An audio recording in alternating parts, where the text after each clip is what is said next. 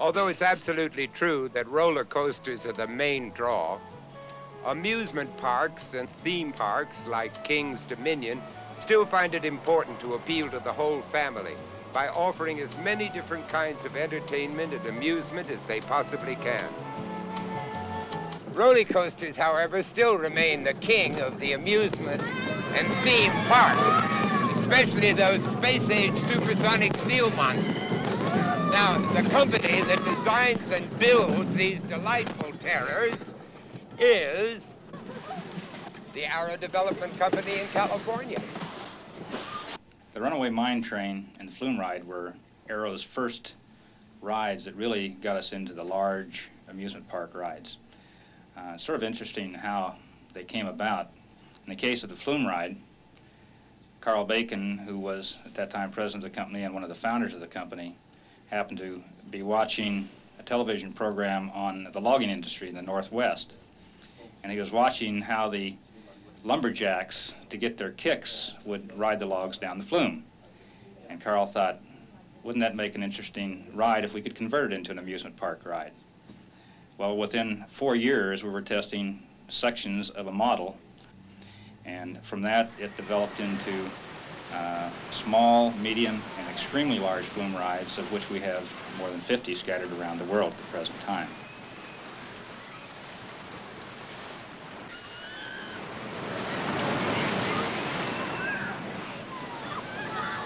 The Runaway Mine Train ride was duplicating what existed in some of the mining areas throughout the West and other parts of the country, where the vehicles were made to resemble an ore car body and allow the people to ride in that and experience what many miners had experienced, much to their dismay, when the system got out of control and ran away. The Runaway Mine Train was the forerunner of the corkscrew because it was our first all-steel coaster system. We have developed with the corkscrew upside-down rides, which seem to be very popular in amusement parks nowadays. And one of the new systems that we're working on right now is a launch system where the trains start off in a loading area approximately 60 feet off the ground, are catapulted from that area down a track by a system quite similar to what they use to catapult an airplane off an aircraft carrier. New rides, the major rides, and the promotable rides for amusement parks have become extremely expensive. And because they are so expensive, here again they need to be highly promotable, and they need to have capacity. Capacity is a function of how many people per unit time leave the station, pure and simple. It's not how long the system is, it's how many people per unit time leave the station.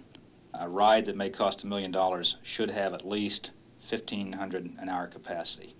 Sometimes in the development of a new ride concept, we can come very close to the new track configuration by using the scale model railroad track. From this, we then make it into a model and also convert it into an artist's conception, such as we're doing here on this ride, which we're working on now.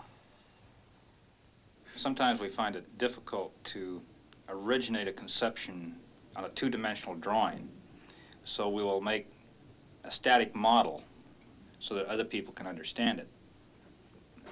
When we come up with an idea for a new thrill ride, or screen maker, if you will, such as a suspended coaster, one of the first things that we do is that we come up with an artist's conception of the ride. Then many times we find that to check the ride dynamics, we make a scale model such as this. Pete, can you let it drop now?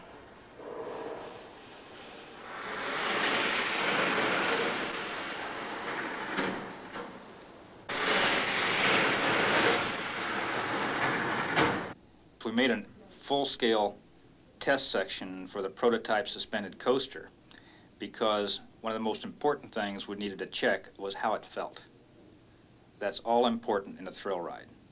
If it looks fantastic but doesn't feel good, then it's not going to be a popular ride, and the parks won't want it because their patrons won't want to ride it.